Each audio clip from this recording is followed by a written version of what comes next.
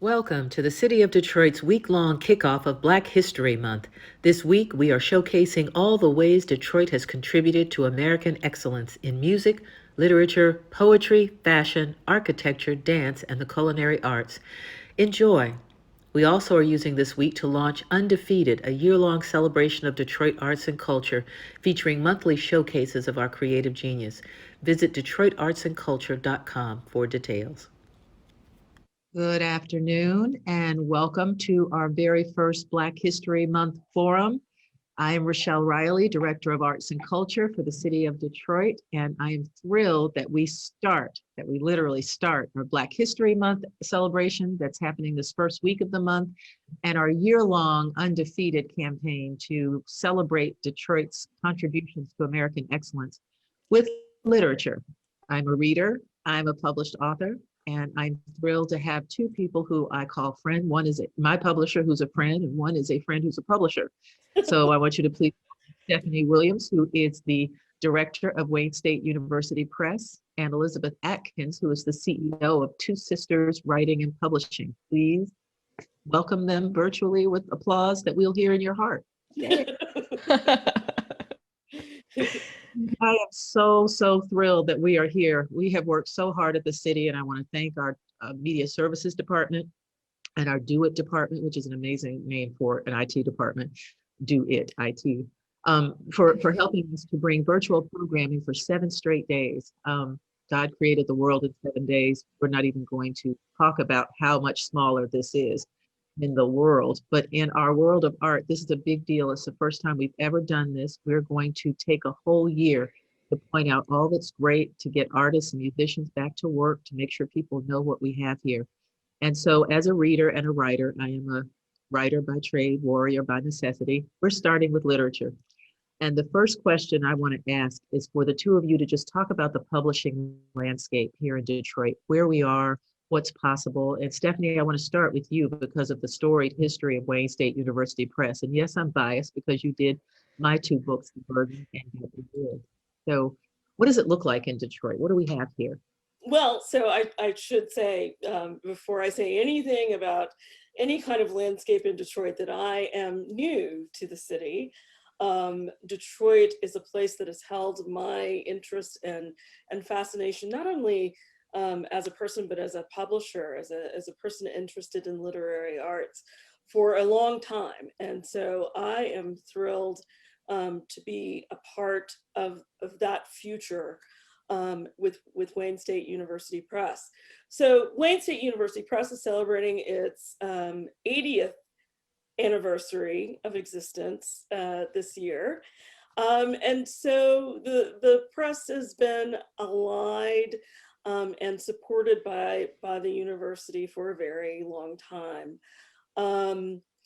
I think that one of the things that Wayne State University Press offers that is different from other university presses across the country, and there are hundreds of them, is that we are a little more of a kind of boutique general book publisher, as well as publishing all of the scholarly materials that we do. So, yeah. And Elizabeth, you represent a whole different subgenre of literary publishing because you have a company that does it all. So talk a little bit about that side of publishing. Right. So we're celebrating our 5-year anniversary, Two Sisters Writing and Publishing, this week. So thank you, Rochelle. This is a tremendous honor. I'm so proud, and I'm so proud of our city, and Stephanie, to be on a panel with you is amazing as well. We started our company because we literally wrote ourselves into American literature. When we were growing up as biracial girls in Oak Park, Michigan, we knew no one like Barack Obama, Mariah Carey, Derek Jeter, Tiger Woods, and such. All the mixed race people you can look up and say, wow. And our parents were extremely loving, extremely supportive, but Catherine and I saw no stories about us, none of the books. They were all about the tragic mulatto and the Imitation of Life movie in 1959, which we've watched. So Catherine and I went to University of Michigan and began to write ourselves into the American literature. We affirmed our stories. Catherine wrote young adult books. Veronica, I heard your mom's Black, because kids used to ask her that and make fun of our hair and stuff. And so she wrote this young adult series. Then I proceeded to write 3 books that wrote my story with mixed race characters that celebrate racial unity. And then we published our mother's book. Judge Marilyn Adkins wrote, former Chief Judge of 36th District Court, wrote her book, and we published it. And so then proceeded to also write and publish books such as Let the Future Begin by former Detroit Mayor Dennis Archer. The point is, we all have a story, and Detroit is an absolute gold mine of talent, and we all need to write our story. So Catherine and I embarked on a mission to help everybody share their story, especially against the odds success stories with diversity and inclusion as major themes. And so we're here as encouragers, and we have short stories. This year we're doing an anthology of diverse voices, so we welcome submissions for short stories, and we just want everyone to write their book. Well, that is a part of the point of this particular session, which is why I called it Telling Your Story. We have so many instances where we hear people say, well, gosh, we don't read enough about us, whether it's African Americans or biracial Americans, or just, Americans from various cultures, because, there is a majority in literature and it's harder to break through than ever. Yeah. So, one of the things that happens with me, particularly in this new job, is I will get a call at least once a week, which means I've been on this job about 19 months. So that's 1.5 years of calls asking if I'll edit a book, if I'll help write a book, if I will read a book, if I will tell someone how to do a book, how do they get a book published. So this session is for those folks, and it'll live on our website at DetroitArtsAndCulture.com for people to see that. So everybody who's not here right now will still be able to look and hear from a couple of experts how to do that. So let's start with just the idea of someone writing a book. What advice would you give to someone who literally wants to put, we used to say pen to paper, that's so darling now, who wants to actually get started? Stephanie, why don't you start? Sure. One of the bits of advice that I always give to writers of any kind is to think carefully as they're writing about what they are ultimately trying to communicate, to think about the book as a dialogue with a reader.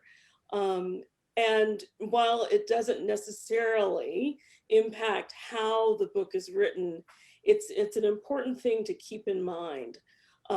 Particularly as it carries through the whole publishing process, which is a partnership, into the marketing. So who are these people that you most care about reading your story? The diligence that's required, especially in talking to authors who are getting started on book projects during the pandemic, is really a serious thing, and it requires a certain amount of discipline. I recommend also to everyone to be attentive to self-care in these circumstances. So that, yeah, don't even, I wouldn't even start by thinking about a publisher or how that work is going to make its way into the world. The idea is to write the truth, and whether that's you're writing a scholarly book and that has lots of citations, or whether you're writing something more like a memoir, to think about the message and what the message wants to say. Yeah, that is absolutely the most important advice anybody could have. You have to know what you want to say before you get started. Mm-hmm. And for some people, I know that's hard. They start writing and trying to get to a message. That will be the longest journey you ever take if you don't know where you're going first. Mm-hmm. Elizabeth, you talked about the origins of why you and Catherine, and that's your sister, got started. Can you talk a little bit about the process when you went from writing those beautiful young reader books to actually writing the books that you do now? What was your first step? Well, it becomes a calling. It comes from your heart and soul. So it's overwhelming. You can't not do it. And I want to put it in the context of our world today. And I'm currently reading Why We Can't Wait by Dr. King. I have chills. I'm a book coach, And my message is hashtag write the change. Okay. Last year, 2020 woke everybody up. We all have a story. We all have ideas on how to change the world, and we can do it through the written word. Harriet Beecher Stowe wrote Uncle Tom's Cabin, a novel, and she galvanized white Northerners to endorse the Civil War, which we ultimately won, thankfully. So a novel can change a country, a world, but you have to write it and think of the big picture. Think of the power of your pen that's mightier than the sword. Tell your story. Black Lives Matter, Me Too, whatever your message is, we need to hear it. And if you have a blueprint for how we can change all the broken systems that have been exposed during the coronavirus pandemic and the last presidential administration, share it. We need it. You can help us change the world. I think that people forget sometimes that all of these major things that ever happened in history. Oh, I'm so sorry. My dog is barking. All of He agrees. Debbie. Debbie. I want you to ponder this question while I go and get him. People seem to forget that all of these major things happen because of one act or one event. And sometimes people just want to know which direction to go. So Stephanie, because you're a publisher that, you know, is affiliated with the university, and that's a process. And Elizabeth, you work with people to publish themselves. Look at those books. Talk about So Stephanie, I want you to start and talk about a press, like an actual publisher. And I'll be right. So I just wanted to give two examples. I was talking earlier about message and form, and Elizabeth said something similar too, in that whether your book is a novel or whether it's a nonfiction book, it can be part of the roadmap to show us where we want to be. And I think Rochelle's two books are a great example of that. Her first book is The Burden. It's actually an anthology that includes a lot of people whose names you might recognize. And it has poetry, it has essays. So it's a little bit of the kind of nonfiction and creative work. And then recently, this book tells the story of important African Americans through photographs of children who look like those individuals. And this is a brand new book. But a publisher often, whether intentionally or inadvertently, has a role in these kinds of missions as well. For example, we publishers are talking a lot, suddenly, about the long history of predominantly white publishing organizations and editors who are the ones who make the decisions about what gets published. So there's a lot of work happening both at Wayne State University Press and at all kinds of publishers across the country to include more writers of color and from minoritized communities. Particularly Wayne State University Press is working with great focus this year on improving relationships with those communities, and in the hopes of publishing more books like the ones that Rochelle has published with us. I have to say, I did not pay for that promotion, but I couldn't not do it. But I do want to say, I'm so glad that you talked about the times, because even if you have a book that you've been thinking about for 20 years, or it's a very personal book, when it's relevant to what's going on in the country, it is easier to get people to embrace and want to do something with that. With The Burden, it was just something that I had on my mind for a long time. Little did I know where we would be headed in the country. And now we're selling as many copies of The Burden as we did in 2018 when it came out, because it's a burden we still carry. But I think that literally every person could write about what they're feeling right now in these times with what they're doing. And you don't know which of those stories might resonate with people. And somebody will say, use that as a microcosm of what everybody's going through. But they're the big publishers, which used to be the big five, that are now going to be the big four if the merger goes through. And then there are independent publishers that are affiliated either with universities like Wayne State University Press, or, who just work on their own. And then you have publishers who help you through the process, like Two Sisters. So Elizabeth, if you could talk a little bit about that, because we've got different directions for people to go. Mm-hmm.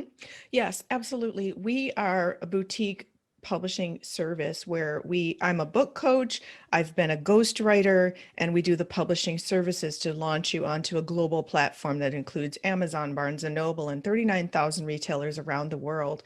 And so our mission is to give voice to diverse people, and we organically attracted people with such stories. It's an honor. I really, as a book coach, I advocate that you understand your why. Why are you writing this book? Who is your target audience? If you're a doctor writing for other doctors, you're going to write it a certain way. If you're a doctor writing it for the general population of everybody in America or the world, you need to write it in a different way. So it's very important to know who you're writing it for. And the answer of everybody is not the answer. You have to identify who it's for. If everybody reads it, great, but you have your target audience. And you also need to understand what is your big picture intention. And so when we work with people, we have to hone in on those three things. So for example, former General Motors executive Roy Roberts, I wrote his book, and he wanted to share his blueprint for being a trailblazer in corporate America as a Black man, going places where no Black person had ever been, and showing the example of how to open doors and keep them open for people to follow, women and people of color. Mayor Archer, the same mission. So we work with people to take this mountain of content and hone it down to have all the golden nuggets sparkle on the pages of a book. And it's such a wonderful, it's like a birthing process because it takes a long time and it's difficult. But when you stick to it, people read the book and they say, oh, I stayed up all night reading this book. It was so good. So it makes an impact on people's lives. It's such a noble calling, and you can just do it word by word, sentence by sentence, and commit to 30 minutes a day. Just start. Now that last part answers part of the question I'm going to ask now, and it's how do you get it done? And you do have to commit and decide that it's a part of your daily routine or a daily job. And it's not like a weekly job. Trust me, I tried that. That doesn't work. It has to be daily. But in addition to that, two different tips, one for someone who's just getting started and the other one for someone who's finished this whole book. If you could only give one piece of advice for the first one, I'm getting ready to start writing a book. What should I do first? Either one. Oh, Stephanie? I was just going to say practice. I was just going to say that it's, as Elizabeth was kind of saying, and as Rochelle was amplifying, writing is a practice. It's a muscle that has to be built and shaped and kept in shape. So that's my first piece of advice. Mm-hmm. And my advice is to answer those three questions. Why are you writing this book? Who is it for? And what's your intention for it? Hope everybody wrote those down. We need to put them on a t-shirt. Other advice I would give, and you've already gotten the best advice from two experts, but for me, after writing a column for all those times, and then also doing two books that were on deadlines, you need to prepare yourself to meet deadlines. That means, you may as well go ahead and make a timeline for yourself, because if you can't meet your own deadline, you're not going to meet a publisher's. That means if you decide that you're doing this, don't take, 12 years like I'm doing with my novel. Decide how long you're going to work on this, what you want to do with it. If it's a Christmas book, you don't want to finish it, in December and then ask somebody to publish it in 5 minutes. If it's a story that's for Mother's Day, you don't want to say, okay, I want this to be published on Mother's Day and it's in 2 weeks. You need to sort of look at that process and understand that process, which you can find online, or which we're going to talk about now, how that process works. So when you get either a book proposal or an actual book, or it's time to start the work, and sometimes it's the same amount of work, talk about that timeline and how long that takes. Elizabeth, why don't we start with you, because you do the coaching first, and then we'll move to how a publisher works. Right. So I had one person in my coaching group last year I don't have her book handy, but she started in January. She wrote her book and we published it in December. But she was very meticulous about her schedule and doing the work. And everything always takes longer than we think it's going to because life happens and then there are delays and such. So just really begin with the end in mind. So if you know you want your book published for Mother's Day, for example, next year, unless it's already done and no, plan a lot of time because you know what? You need 4 to 6 months of promotions to build your audience, build a buzz, get review copies out prior to the publication date. So if you really want to do it right, begin with the end in mind, pick your publication date that's relevant to the content of the book, and then plan backwards accordingly, including a daily schedule for writing and set certain milestones and absolutely write an outline for the book so that you have your sort of literary GPS to get you from point A, idea, to finished book, destination. That makes perfect sense. Stephanie. Yeah, so our timelines are a little different, and the way that we work with authors is different. So as a university press and as a publisher, we are not so much oriented towards service. We are oriented towards, let's say, collaboration. So while there may be an indication that the content is best to be published, say, in the fall, we usually have a queue of manuscripts under consideration or that are in editorial that we have to think about. So our really timeline, if you're sending us a proposal, it's generally 9 to 12 months to publication at the shortest. There's a peer review process that we have to undergo. There's full editorial and typesetting. And then of course the actual printing and delivery and advanced marketing and all of those things that take place. Well, I can tell you as we sort of get ready for the Q&A, because we know we have some writers on the panel, I'm going to ask everybody to mute themselves until they come in to talk about something or ask a question, because this is your chance. But I wanted to talk a little bit about something that's very important, particularly if you're working with nonfiction or even if you're writing a story about your life, and that's about being accurate. It's about this idea of truth in advertising and about making sure, you know, when you write a magazine article, and I've written dozens and dozens of them, they have fact checkers who will go through and make sure things are right. Can you talk a little bit about that process and how you have to make sure that what you're explaining or what you're saying happened? Elizabeth, why don't I start with you? Yes, accuracy is absolutely important for your credibility, because if someone reads your story and knows that it's not true, then you have zero credibility. And if you're writing a story about a nurse, you need to understand what a nurse does all day and write that accurately. Very, very important to do your fact checking, spellings, historical facts, historical context. If you're quoting people, if you're interviewing people, you absolutely need to make sure you quote them accurately. We have the journalism background, which drilled that into us for sure. So that's a natural skill for us, but for others, interviewing people and understanding the importance of accuracy and quotes and using quotation marks, and also citing your sources is extremely important with footnotes, so that understanding what is plagiarism, what is copyright infringement, and that's imperative. So my motto is, when in doubt, ask a lawyer. And we start with, when in doubt, check it out. I tell people all the time, use the Google, look it up, know what you're doing, and then double check with the lawyer. Yes. About you and the processes for the press. Well, so our books are, I like to refer to all of the work that we publish as being rooted in scholarship. And that's not necessarily a college or a university process. It's an extensive knowledge of something, because we do publish a lot of creative work as well. But there is a process that we go through as university presses that's a little different from other processes you might encounter. And so first we look at a proposal to see if it squares with our sense of, for example, if it's a historic work, to see that it makes sense, to see that the timeline is accurate.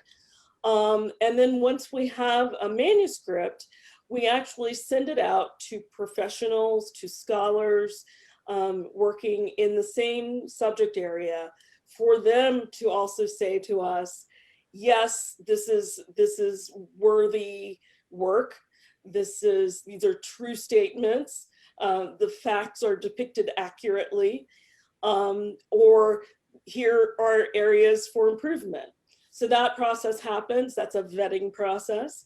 And then our editorial board provides another imprimatur by saying, yes, everything these professionals are saying appears to be true. What the author is saying appears to be true and fits in with the publishing program. And then it goes to editorial, where generally we have editors who not only understand the Chicago Manual of Style, which is our style book for grammar and construction and formatting, but who often have special experience with a subject area. So they are alert to certain kinds of errors that creep into fact-based manuscripts, and can help, can work with authors to address those in the manuscript. I'm going to ask my last question before we go to the Q&A, and we're going to ask, if you have a question, if you'll just click that raise hand button, you'll raise your hand, and that way we'll know to bring you on screen to answer your question. I love that we can do that. And if you're on Facebook and you have a question, if you will just put that in the chat, we will get an answer for you. But I want to talk about success, because there are different kinds of success, and Elizabeth will know what I'll mean, and Stephanie will know what I'll mean. There's a success in you seeing your work in print and knowing that your story has been told regardless of how many people read it. And then there's the success of selling a lot of copies of your book and making sure that, you know, you make a living at it. But then there's that sort of success from both of them where you actually have done something that makes a difference, that a lot of people, it's like Oprah Winfrey Book Club success. I want you to talk about those three things, because in some cases, all of them are important. What does success look like, and what advice would you give someone based on which direction they're going in? Stephanie, I'm sorry, Elizabeth? Oh, I think success is all of those things, but most importantly, you answered the call within to write your book, period. And everybody's definition of success is different. The accomplishment of writing a book, publishing a book, bringing it into the world is huge. And so that's why you have to set your intention. Do I want to be a bajillionaire bestseller, or do I want to touch people's lives one book at a time? Or Mayor Archer's mission was simply to tell his story his way for his grandsons.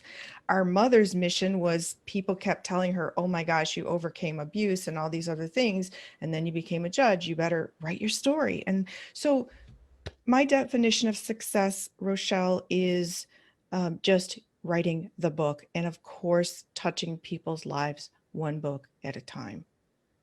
Stephanie, you want to add anything to that? I absolutely agree with everything Elizabeth said. I would add that we think very much of publishing as a collaboration. So having those early conversations about what you consider success, which of the 3 or 4 directions. Money, you're probably not going to publish with us. If you are looking to have an impact on audiences, or to impact current debates or discussions, that is absolutely up our alley. And we can talk about what the hallmarks of that kind of success are. And also, if those are your objectives, if you are interested in advancing knowledge or scholarship or participating in discussions or debates, that we have agreed to publish your book, having been through all of the vetting processes, that is already an indicator of success. Well, I can tell you that we've got a couple of amazing questions in the chat, but if we can just let them ask themselves. This is a university official and former journalist and a friend of mine from Seattle, Washington. Lynn, do you want to unmute and ask your question yourself? Thank you, Rochelle, and thank you for doing this. This is really good for me. I wanted you both to talk about fiction because I feel like that's probably the toughest genre to get published these days, both to get the attention of people like you, but also probably to sell. I certainly don't think that's the case with memoir, with nonfiction. We've always seen long form journalism turn into books, into great books. You know, there are a couple of books that are coming out now around the COVID virus, and I can't wait for them. So all that's great, but what's happening with fiction? Well, I'd be happy to go with that. It depends on what direction you want to go. You can literally publish your novel on Amazon tonight. You can also get a literary agent and have them shop it to acquisition editors in New York City. You can go to an independent press. You can work with a hybrid like us, and we'd publish it at high quality fiction. So you have many, many options. So when we say it's hard, it just depends on how determined you are to get your story out there. A lot of people do want to go for the prestige of the New York publishers. That's wonderful, but just know that that can be a very difficult road, but it can also be like hitting the lottery. You might sit on an airplane next to an agent and say, and get $1 million book deal. It's really almost a crapshoot sometimes. So just go for it. Pick the way you want to get published and just put your heart and soul into it. That's how I did. And I ended up having 3 books published with St. Martin's Press in hardcover. So this is fiction. And one of them was with Billy D. Williams. So just go for it, Lynn, okay? Just go for it. Yeah. I love fiction as a reader. I read a lot of fiction, but the more I read and the more I look for new books that I'm interested in, the more I'm confronted with the idea that there has been kind of an evolution or a change to the way that fiction sells, the way that fiction is selected to be published over the last, let's say 20, 25 years. And one of those things is, it goes back to that initial mission. If you're writing in romance or speculative fiction, your objectives with that book may be very different than someone who is writing what we refer to as literary fiction. And because the work that publishers do in collaboration with authors is so very different, the right place for one manuscript that is fiction is not necessarily the right place for others. St. Martin, that Elizabeth referred to, does an exceptional job marketing literary fiction, and particular Southern fiction. I know they're very successful with Southern writers. And so thinking about that too, as you're getting to the point of wanting to submit, I think readers are faced with all of the books that kind of come to them, to the ones that are selling in millions of copies or hundreds of thousands of copies.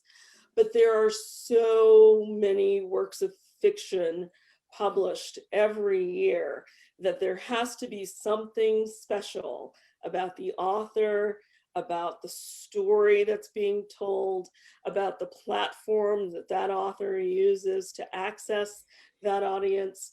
It's really an intricate puzzle with fiction. Well, I can tell you that I have learned so much in the past 4 years by being published rather than just dreaming of being published. And the 2 things that I would encourage everyone to do is to look at some of the books that are in the genre that you think you want to write in, because you will get a sense of what sells. Don't let that dictate what you write. Just see what's out there that's already there, because one of the things that I learned from writing a book proposal years ago was they're going to ask what else is already out there, that you're talking about doing. Because if it's the same thing, first of all, it's a test to see if you know what's already out there that you're trying to do. But the second is just to get a sense of the marketplace and the landscape, whether it's fiction or nonfiction. But the other thing is, if there's something really different about you or about what you're doing, I'd highlight that like it's the lead of a story. And I've been teaching people journalism who aren't journalists for years. The lead is that first paragraph that makes you write the, read the rest of the story.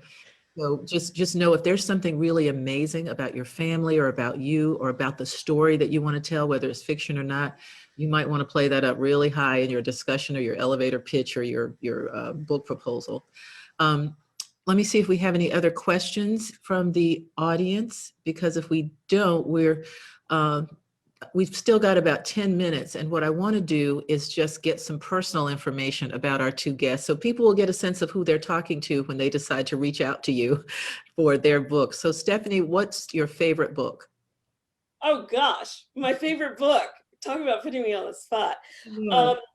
I just finished reading Natasha Trethewey's Memorial Drive.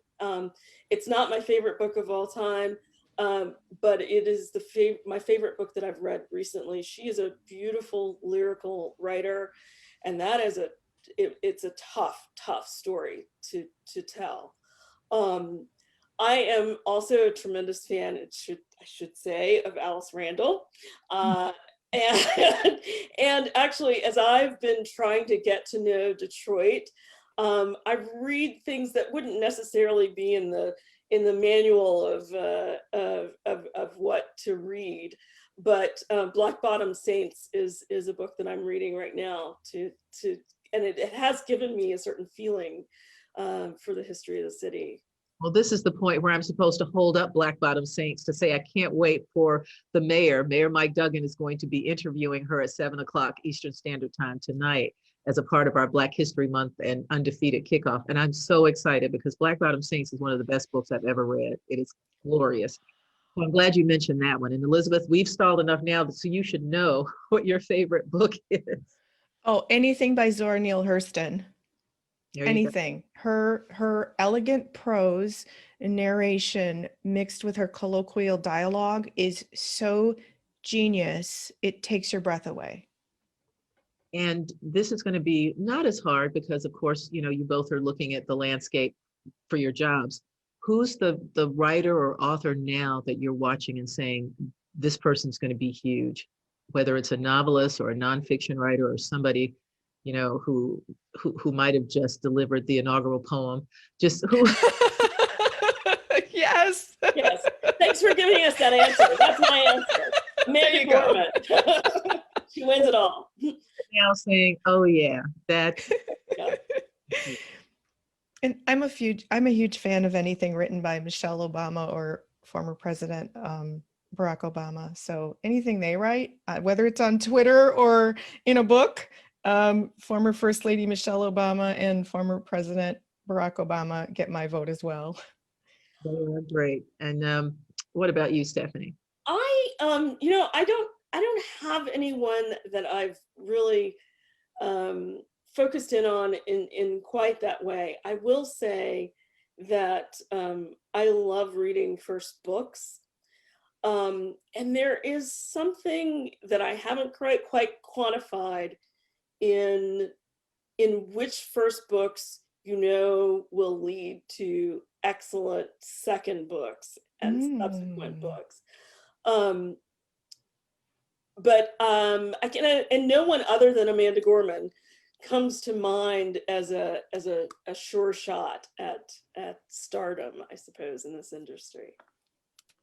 And that's really like one of the things I want to work on as a part of my job as Director of Arts and Culture. I want to find those young people who could be Amanda Gorman if someone paid attention or if they had a shot at doing something. Right. As the saying goes, though, if you can't win if you don't enter. Right, exactly. And sometimes it takes a long time to get that national recognition. Bellevue author Beverly Jenkins, who's written historical Black fiction romance for many decades and is brilliant. She is featured in the New York Times on the list of 13 books you should read in February. I'm so happy for her to get that kind of recognition, and I want her to be the next Bridgerton phenomenon. Yeah. That's one of my new favorite shows. So I guess the final question I want to ask is, how do you want people to approach you? We have a university press, we have someone who can coach you. How do you want people to reach out to you specifically? And if they're not the person for you, where are you going to send them? Well, I'd be happy to share my email address. It's Elizabeth at twosisterswriting.com, TWO sisterswriting.com. It depends what the person's goal is. If they want to work with a literary agent and get one of the big 4 or 5 publishers, I would direct them to find an agent. That's not what we do. We started our company so we don't have to go ask other people's permission to publish books. We do it ourselves. So I'm always happy to consult with people, complimentary, to share direction and whatever they need. Excellent. And what about you, Stephanie? I put my email, actually I put both of our email addresses. Elizabeth, Thank I you. hope I got yours right. You did. Thank you. In the chat, you're welcome to contact me with questions. We generally officially new proposals go through our acquisitions department. I am in close communication with them in both directions. So if you were to send an inquiry to me, it's something that I would discuss with them. And then as far as one of the things that we do well at university presses is recognizing, the books that are right for us to publish and books that might be right for someone else, whether that's a university press or whether that's someone like Two Sisters. And so we have a large portfolio of publishers and editors that we're in contact with, agents that we've worked with before, that if we can think of a place to recommend, you try. If it's not for us, we certainly pride ourselves on providing support to anyone and everyone who comes our way. And you don't have to give me like the exact specific number, but about how many authors do you have? Oh, we've published 27 books in 5 years, 27 books, and we have 8 more coming soon. That's fantastic. Thank you. 27 opportunities for people's stories to be heard all over the place. That's 5 years. That's great. Yes. Thank you. Well, so Wayne, as I mentioned earlier, we've been publishing books for 80 years. And as a university press, we have a long commitment to keeping books available and in print. And so we have, I think, about 1,700 titles available. We publish 40 to 50 new books every year. And so we have, probably about 100 books that are in various stages of being born, of coming into print. I love that, various stages of being born. I want to thank both of you so very much for being a part of this kickoff of our Black History Month celebration with a week's look at excellence, and our kickoff of Undefeated, which is our year-long campaign to just really celebrate Detroit's contributions to American excellence. We're going to be having monthly showcases of everything from storytelling to reading to painting to metalworking to dance to film to theater. Everything that we do, we're going to highlight every month so people see it, know it, and feel it. I think we still are the Paris of the Midwest, and by God, I'm going to prove it. Thank you so much for joining us. I will be staying in touch. And if you look in the chat for all of our guests, you will see those email addresses, but you can always go to Wayne State University Press on the Google, or Two Sisters Writing and Publishing on the Google. Sometimes I say the Google and people think, no, I do that because it's cute. Not, but it has saved many times. So I want to thank you so much. This is going to live at DetroitArtsAndCulture.com, so you'll be able to watch it again, share it with your friends, and stay tuned tonight when the mayor himself interviews Alice Randall, New York Times bestselling author of Black Bottom Saints. Thank you again, and goodbye.